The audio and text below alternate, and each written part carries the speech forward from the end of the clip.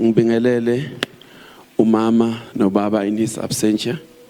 Ngibingelela abefundisi, abobaba bonke abomama, worship team, einsimbini Sunday school youth. Sanibonani bazalwane. Ngingumfundisi uButhelezi, haleluya.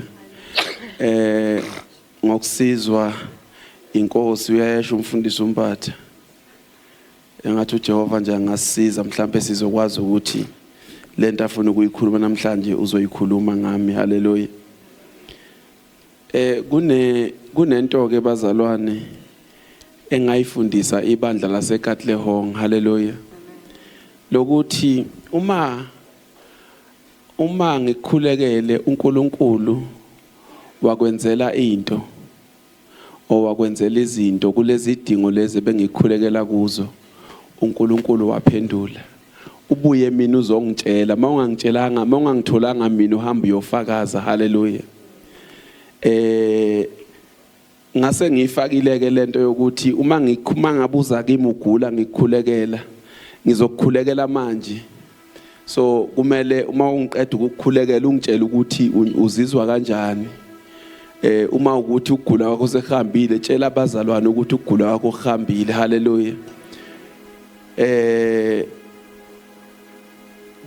Ngishiso yini lento?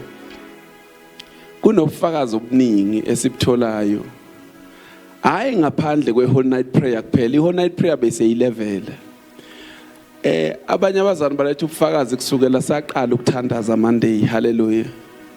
Lapha evikini nje kunobufakazi, haleluya. So siyanicela bazalwane, ngiyanicela ukuthi ungaliyeki lelo thuba lokufakaza ngento uNkulunkulu akwenzele yona, haleluya. Ngiyangithi ke uma ukuthi uNkulunkulu ubona ukuthi akawuphendulanga umkhuleko wakho, uze futhi mina uzongitshela yazi uNkulunkulu ngathi akangiphendulanga la, ukuze ngikwazi ukubuyela ngimbuza ukuthi kahle kahle uNkulunkulu what was your purpose, haleluya. Because kwesinye isikhathi siyayisibone ukuthi uNkulunkulu akayiphendulanga umkhuleko kanti unepurpose enye ngaleso simo naso, haleluya. uJobe wagula wakhuleka yonke imikhuleko ayingayikhuleka, efuna impendulo zokuthi why yena kube uyena ogulayo engazange anikezwe ngisho anikezwe ithuba lokuma uNkulunkulu amtshela ukuthi wenzeni yini la ukuphi la one khona. And even the friends of Job, they didn't understand ukuthi konje ulokhuzana uma ngabe sekwenzeka kanje yini mhlawumbe uJob ayenzile kuNkulunkulu. They kept on saying mhlawumbe Job ekhona into yonile kuNkulunkulu awufuna ukusitshela thina, akakwazi uNkulunkulu ukwenza kanje.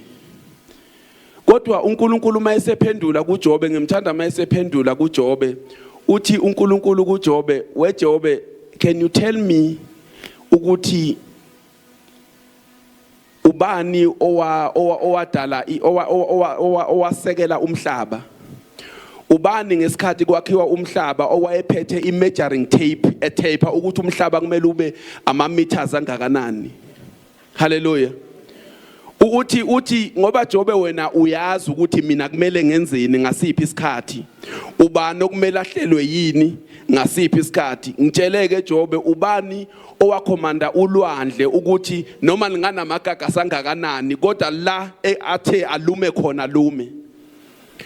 Uze uyambuza uthi Jobe bewukhona wena if I was commanded or if I was commanding the morning. So ngithanda uJobe uma ngabe seyisho esephendula uthi impela uNkulunkulu sengibonile ukuthi number 1 icebo lakho ngeke lizilivinjwe, haleluya.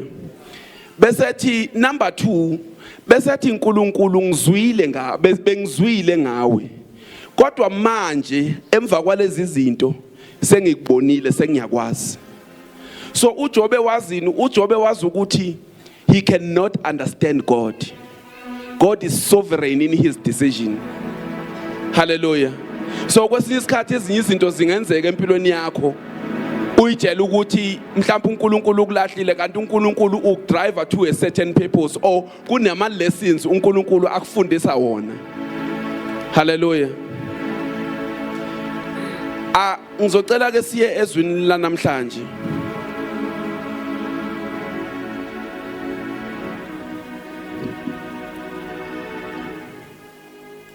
uyaphila la kimi. Ngicela siye ku Jehova uzongisiza ke la. Ngicela siye ku Luke chapter 6 verse 45.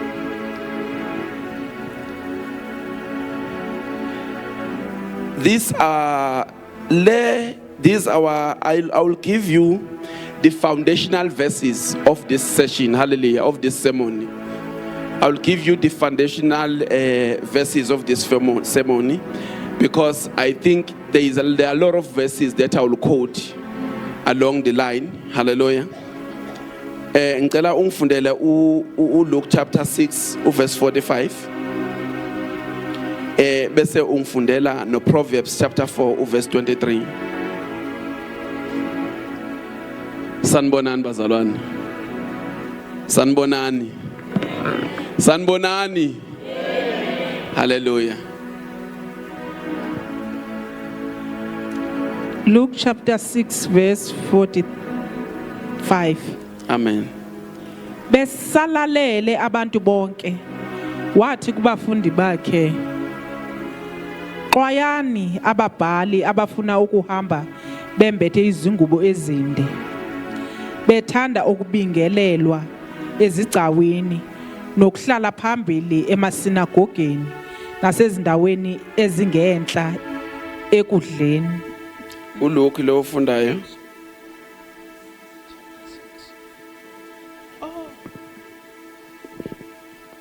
Verse 45. A good man brings good things out of the good stored up in his heart, and an evil man brings evil things out of the evil stored up in his heart. Cela ungifundele kahle ke nje uyifunde kahle ube nama breaks akho akhona, hallelujah. A good man brings good things out of the good stored up in his heart. A good man brings good things, hallelujah. But these things are coming from what is stored up in his heart, hallelujah. So a good man will bring a good things, but these things, they are coming out from his heart, hallelujah. Kubega. And an evil man brings evil things out of the evil stored up in his heart. Also, the evil man gives the evil things out of the evil that is stored out in his heart, up in his heart. Hallelujah. So there is a good man and there is an evil man. All of them, they give what they are from what is being stored in their heart. Hallelujah. Kubega. For the mouth speaks what the heart is full of. Then simbona ngani ukuthi this man is evil, this man is good. Simbona ngoba esekhuluma, ngoba inkulumo o amazwi aqhamuka ekuphuphu entweni egcwele enhlizweni. Hallelujah.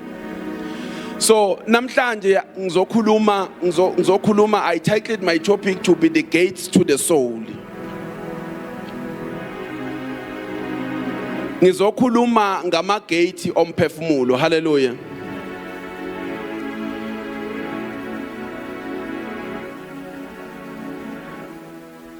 Anizelana about 3. Ngizoshumayela nalamadoda. Konke ngifuna ukuyichaza la. Ningimele la wedwa memaqondana la, omunye ame ngapha, omunye abe ngapha. Hallelujah. Ngicela ume phakathi nendawo. Ngicela usondele. Ngicela ukwenza this demonstration before ngilokhozana nge. So sizokhuluma ngama gates to the soul. Hallelujah. So ama gates of the soul, kunezinto ezenzakalayo around you. Lezi zinto, they are being fed into you. And when these things are fed into you, then they define who you are. They change your character. Hallelujah. So uNkulunkulu mangabe enza umuntu umenze waba iziqu ezintathu. Hallelujah. So umenze waba ibody. Hallelujah. Kune body this mangabe ufa iya emhlabathini. Hallelujah. So this is our body. Hallelujah. So uma ngabe menzile wenze nje lo waba umzimba. So umzimba nawo unelokhuzana, unezinto zawo, unama functions alo. Hallelujah. Umzimba la emzimbeni umuntu uyakhona ukuzwa, uyakhona ukusmela, uyakhona ukulokhuzana, uyakhona all the five senses, uyakhona ukuthinta ezwe, akhona ukutaste. Hallelujah. La emzimbeni. So umzimba uza nalama five senses. So umzimba iwona o interactor na outside world. Hallelujah. But uma umzimba se interactile na outside world, awukwazi umzimba ukuthatha ama decision. So umzimba njalo uma ngabe uinteract na outside world, he send whatever he received from the outside world to the soul. Hallelujah. The soul is the one that is actually taking the decisions. So uma ngabe lo ngimncweba, wakwayincweba ingane, ubani wakwayincweba ingane nje engakazi incwetshwe?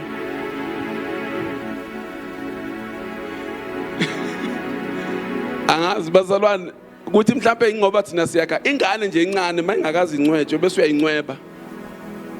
Ibehavior kanjani? Hayi mayisethuka usehlakaniphile. Uvele umntana akubuke nje ngoba uyaxaka ukuthi wenzani. Ngempela uvela kubuke uyaxaka ukuthi wenzani ngoba lento akayazi ukuthi kumele isho ukuthini kuye. Hallelujah. Uyabona umncwaba nje angakaza ancwetshwe uyathi ukuthi wenzani ngoba lento le akazi nje mina ngiyazi lento le.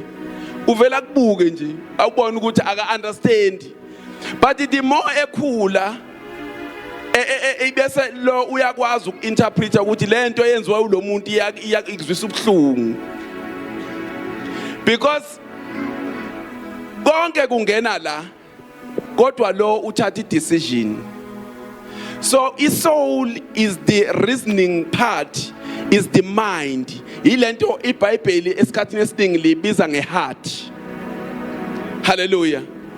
So kusho ukuthini? Kusho ukuthi iBhayibheli la sifunde khona lithi iBhayibheli, from a good man speaks good things out of the fullness of his heart, of the storage of his heart. Kusho ukuthi kunezinto ezistorishwa la. Hallelujah. Lezi zinto lezi yizona lezi ezibuya zizophuma la.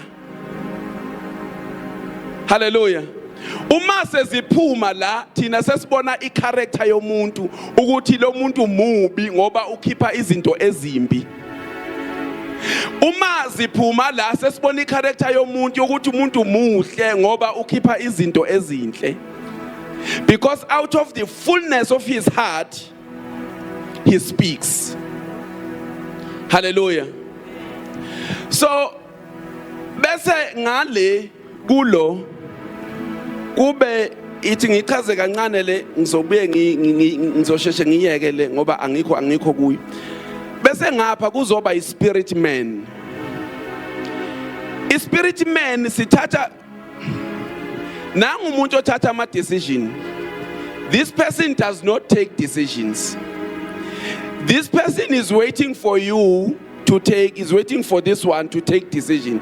Bonke laba bantu bowu-2, they give the information to this person to take decision. This person is the one who determines your behavior. Angenze kanje. Uma ngabe umuntu ekuthuka, abantu ba behave ngendlela ezihlukene. Omunye uvela ayithulele nje. Ambuke lo mthukayo. Omunye uvela afuna ukulwa. Hallelujah. But yonke leyo decision ithathwa la. So manje kusho ukuthi lo lo usenkinge ukwi-position yoku-receive information on both sides, from the spirit and from the body. So whatever decision he is taking could depend ukuthi ubani odominator. Hallelujah. So there was one writer who said, ekhuluma nomntanakhe uthi yazi mntanami la kimi I have two wolves. Hallelujah. Uthi I have two wolves. Uthi these wolves, the other one is saying that I am great, there is nothing that ayikho into engakwazi ukuyenza. Yonke into isandla sami esingayithinta izokwenzeka. Bese ethi the other wolf is saying to me, you are a loser. Yonke into oyithintayo iyabhidlika. Wena uyiboni leyo nto. So umntanakhe uyabuza ukuthi okay, uthi baba manje these wolves they are fighting here inside me. So uyabuza kumntwana uthi umntwana baba njengoba ungixoxa lesi story pho manje ubani owinayo? Uthi ubaba owinayo yilo engimfita kakhulu. Hallelujah. So it means this person is taking the decision according to who wins between these two. So if the information that comes up prevails, the decision that are taken here, they will align with this person. If the information that comes up prevails, the decision that are coming from this side, the information that coming from this side will prevail in the decision that is taken by this person. Hallelujah. So today ngifuna ukubheka the gate to the soul. Hallelujah. Ngamanye amagama iza kanjani ke information isuke ngapha ifike la. Hallelujah. Lo ucommunicate ne outside world, but how does the information flow? So ngokwe biology bakutshela ukuthi ayikho into umuntu kuze ezwe uma umzimba ubeka isandla emlilweni kanje kuthiwa kunama receptors. According to biology kunama receptors that they take ilokhuzana that information yokuthi athatha temperature, and then these receptors will send it to the brain and to the mind, and then the mind will say okay lo muntu lo uyasha la khona. Hallelujah. Then the mind then will take a decision and say okay, let me send the message to the muscles to lift up this hand from this place because this place is hot. Hallelujah. But biology also says that the same thing happening, whatever happens here, lo akas lutho, he send the information to this guy and this guy will take the decision. Hallelujah. So now again ngikhulume ke ngama gate lawa ala between these two people. Hallelujah. Igate lokuqala is the gate of hearing. Hallelujah. Ukuthi yini ayizwayo lo, ngoba yonke into ayizwayo uzoyisenda ngapha. Lo uzosenda yonke into azoyireceive ngapha ifila lo. If this person is receiving, if lo a receiver the good news, they feed into this person. If this person received the bad news, they feed into this person. And that this person is supposed to take the decisions. Hallelujah. Ngoba ngithi the gate lokuqala is the ear gate. Engifuna ukukhuluma ngayo. Ukuthi yini oyizwayo. But before siye gate lokuqala, ngifuna si understand ukuthi yini kahle kahle igate. Hallelujah.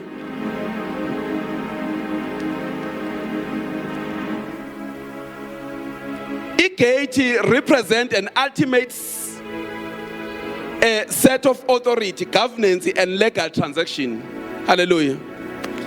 Yabona egate kuma cities biblically, I'm explaining this thing biblically. Kuma cities akhiwe bekuba nama walls. Hallelujah. So then mase kunama walls, then sekuzoba nama gates, ne gate. So la egatini kwakunabantu abebegadwa ababe control ukuthi bagade igate. Hallelujah. So laba bantu yini abayenzayo? Babheka ukuthi yini engenayo la egatini, futhi yini into ephumayo la egatini. Hallelujah. Uma ngabe isizwe sihlasela, uma ngabe isitha sihlasela a city, what they wanted most, they wanted a gate. So once bakwazi ukucontrola igate lokuthi yini engenayo and yini ephumayo, they control the whole territory. So what does that mean? Angenze kanje. Uma ukuthi la egatini kuna ma resources okumele eze inside the city. So lo osegatini may decide ukuthi whatever resources are coming here, I'm stopping them. If kuguti amanzi in this city awekho, and there is a person who's bringing water into the city, law secretary can stop that water. So if that person stop that water, it means the whole city will not get water. So that means whoever have a control on the gate, that person controls that territory. To a point, igate bekuyindawo la kwakwenziwa khona ama business dealings. Bekuyindawo la abekuthatha khona ama decision. Hallelujah. So because possession of that gate and the control of that gate of the city was very important. So uma ngikhuluma nge-ear gate, ngicela ungifundelele uJoshua chapter 6 verse 1 nje kuphela.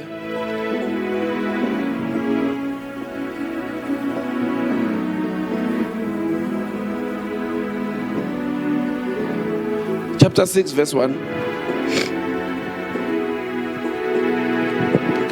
iJericho lalivalile amasango alo ngenxa yabantwana bakwaIsrayeli. Uma ngicela ungibheke seyifundiwe ungabusaya, ngicela ungibheke ngesikhathi abantwana bakwaIsrayeli bengena kwi-promised land, bahlasela zonke izizwe ezazikhona, kwezwakala izindaba. So benzana eJericho, bagijima eJericho bayovala amagate.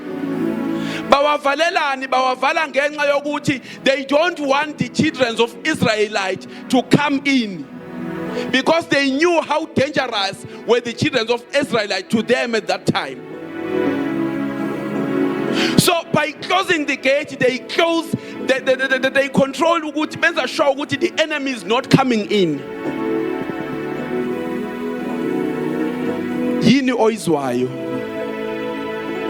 into eshintsha impilo zethu njengoba ula namhlanje ula ngenxa yokuthi kunomuntu owafike wakutshela into ngoJesu, then wayizwa lento, then this thing it changed your belief.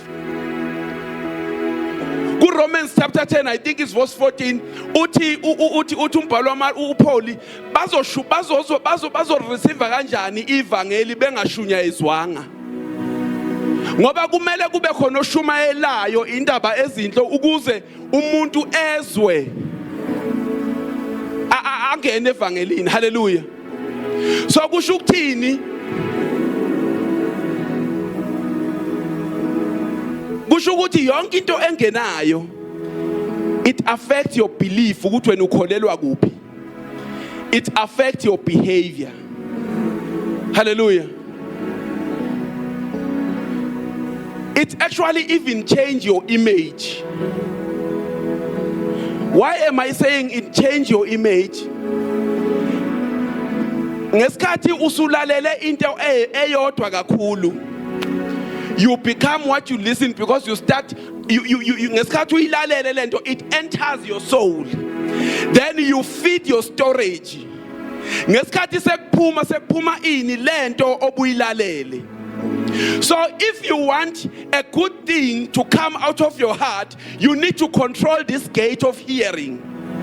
Yokuthi ungezwa ungalaleli noma yini la.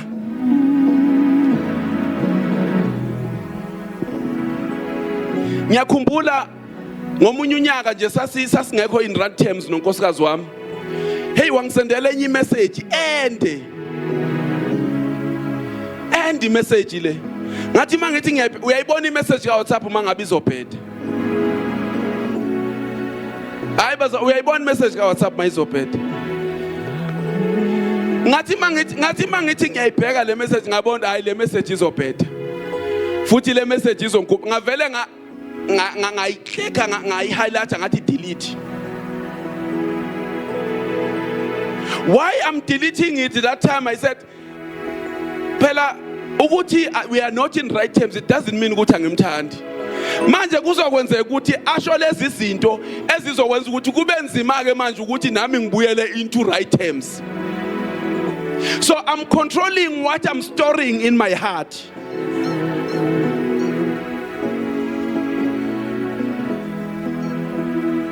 Njengoba umama niyazi ngithi washona last year. Manje siya busy ngisebenza nomfowethu. Mina naye we are coming from different schools. Ayi umfowethu vela ikhulumele nje.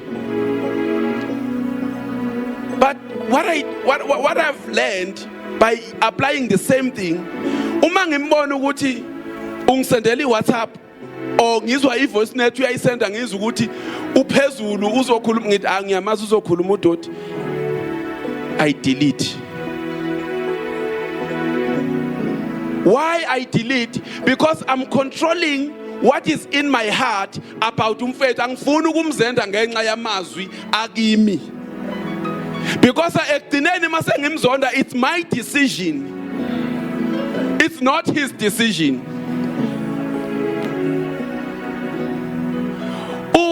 Usathane mangabe efuna ukukhipha enkolweni. Awuthi ngikwenzele example. Yabona usathane bazalwane ngicela lento engishumayela ngifuna ukuthi noma ngifika kuwe ngizokhuluma kabi ngoJesu, ngizokhuluma kabi ngebandla, ngizokhuluma kabi ngomfundisi. Ufika urejecte mina. Uyezwa? Ungirejecte ngoba nami mhlambe ngiyobe ngihlaselwe isitha ngaleso sikhathi. Ngoba usathane mangabe angikwenzele uma usathane mayefuna ukukhupha umuntu la ebandleni, uza kulo the same hearing. Uza kulo azomtshela ukuthi hey, kodwa umfundisi akasafani. Hey, thina simaze sashisa. Bese kuwa abantu bazokutshela lokho. Thina simaze sashisa thina. Esashisa savutha. Hayi manje ayisekho lento yakhe. Usiwawa futhi yabona noma angaqamba mangathi angithi wena uyayilalela lento. Ngesikhathi uyilalela wena uyamazi lo muntu abakhuluma ngaye. Uthi uyayirejecta number 1 uyayirejecta no. Akusiyo. Abuye usathana azokuhlebela futhi balala uNkulunkulu no Satan basebenzisa abantu. So mangithi usathana ngisho ukuthi kunomuntu ofikile. Abuye lo muntu azokuhlebela futhi. Uphinde uyireject okwesibili. Yazwenzana usathana ngaleso sikhathi. Uya ngale in the spirit yophendla amaphupho. Hawu ngayibona le ndiyazi kuvele kwaba nevision enje. Hayi maselifika ke lo muntu okwesithathu. Sekune vision ke manje phendle usathana nje ayiphendle nje specially for this news. Kanti should you control this gate?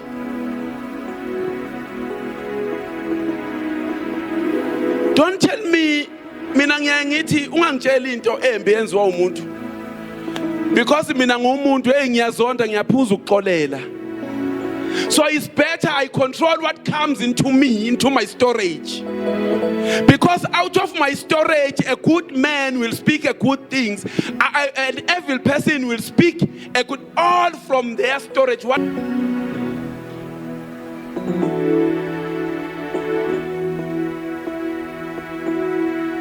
That's why umangabe That's why abantu they pay so big fees, so big money to go to universities.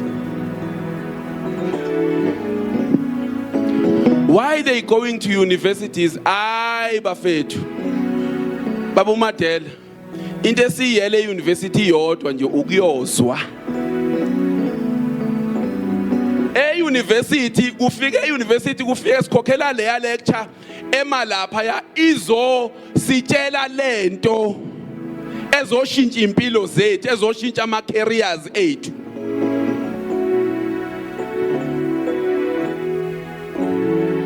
So uma uzoqala ugrade 12 uhamba uyohlala estradini uzograduate in the stradiology. Kodwa uma ngabe uqeda ugrade 12 uyongena evarsity nakhona uya decide ukuthi mina yini engifuna ukuyiswa. Because ngesikhathi mina nje ngenza computer science. So ngesikhathi bengifeeda le information ye computer science then ngase ngikwazi ukwenza ezinye izinto bengingakwazi ukuzenza ngingakafeedwa leya information. So angibanga i-computer sciences bengifide a business knowledge. I became computer science because the information that was fed into me was for a person, enabling a person to be a computer scientist. So whatever you allow in this gate, decide who you are, decide your careers, decide how you view things. Decide even your faith, because faith comes by hearing.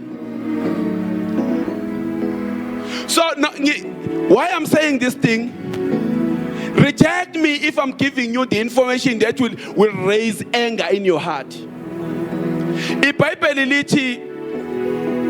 I will quote this book for Opalayo. Proverbs chapter 15 verse 1. Okay. Sengina 2 minutes, sengina 3 minutes ngiyavala. Proverbs chapter 15 verse 1.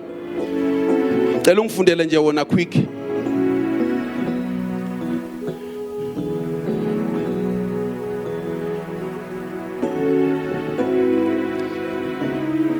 A soft answer turns away wrath, but a harsh word stirs up anger. Soft answer turns away wrath. Umuntu angeza ecasuke kangakanani. If you control what enters into the ear of that person, umthole seshona phansi.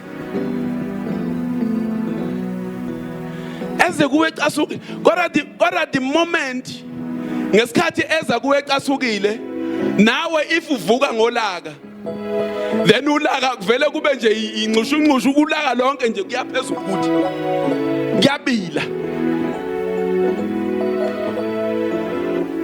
Ngisho ukuthini? Ezinye izimpi ezinye eziphysical uzilwa ngokuthi umuntu umnikeza ini endlebeni yakhe. Kwesinye isikhathi asidingi ukuthi simbeke isandla umuntu. Simnikeza something endlebeni yakhe ezomehlisa. That is the power of what you hear. So if you don't control that, what you hear, you can mess up your life.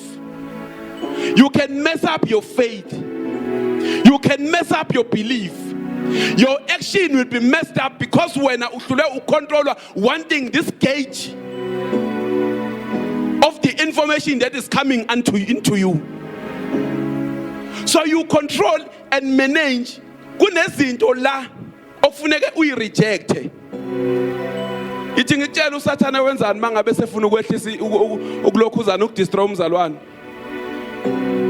Number 1, uyamkhipha from the association yabazalwane. uSathane mesefuna ukudestroy umzalwane, umkhipha from the association wabazalwane. Uma ngabe semkhiphile, umkhipha ngani? Same thing, lokho akuzwayo kunezinto eziza kuye ezimkhiphayo. Uma ngabe esemkhiphile, umzalwane uzofula lonely. then afune another association that where uSatan is a provider a different association. Why a provider a different association? Because the association is the source of what you're hearing. So you control what you hear, your lives will change. Hallelujah. Ngicela ukuvala ngaleli verse. Proverbs chapter 4 verse 23 ngicela ufunde.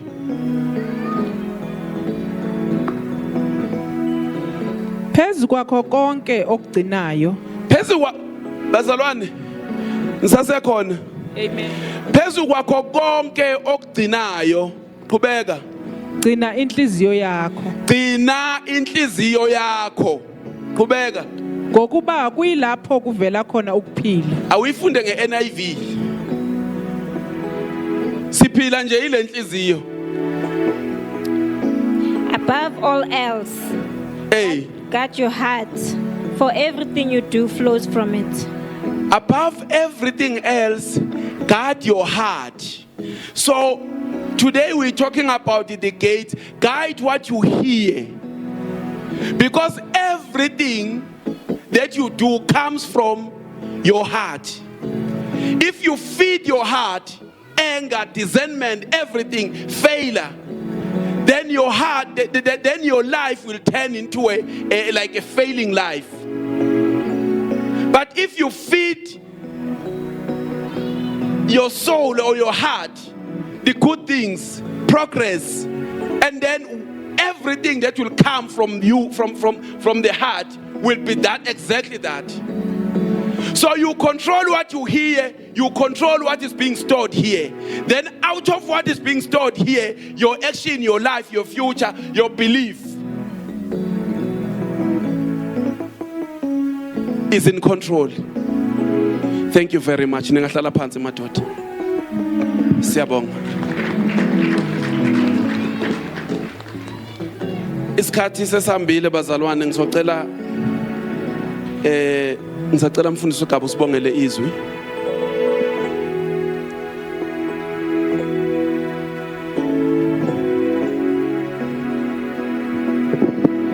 Baba uNkulunkulu wazi wakhuluma kahle, siyabonga moya ingcwele. Wakhuluma ukuhlakanipha uNkulunkulu esikuzwile. uNkulunkulu usizakala ngendlela olalela ngayo umuntu. uNkulunkulu awusibindlela ukuthi uNkulunkulu lokhu kusho namhlanje okukhulunywe uqobo lwakho kungene emqondweni yethu. uNkulunkulu siyabonga ngenceke yakho ethi yakhuluma uNkulunkulu okuyimfihlakalo yokulalela nokuvika ukulalela uNkulunkulu ongamele ukulalela. uNkulunkulu siyabonga. uNkulunkulu uyingcwele. uNkulunkulu asilutho thina ngaphandle kwakho. Sithatha izibongo siziletha kuwe moya ingcwele. Sithi uNkulunkulu control impilo zethu. Usenze usiphamandla uNkulunkulu okumelana nongalaleli noba ukuphi ongamele sikulalele. uNkulunkulu lelizwa lizinze empilweni zethu. uNkulunkulu sikwenze uNkulunkulu okukhulumile namhlanje kunivule umqondo. Kuningi uNkulunkulu okusivula umqondo ngaleli izwi lakho. Siyabonga moya ingcwele ngegama lika Jesu. Amen. Siyabonga.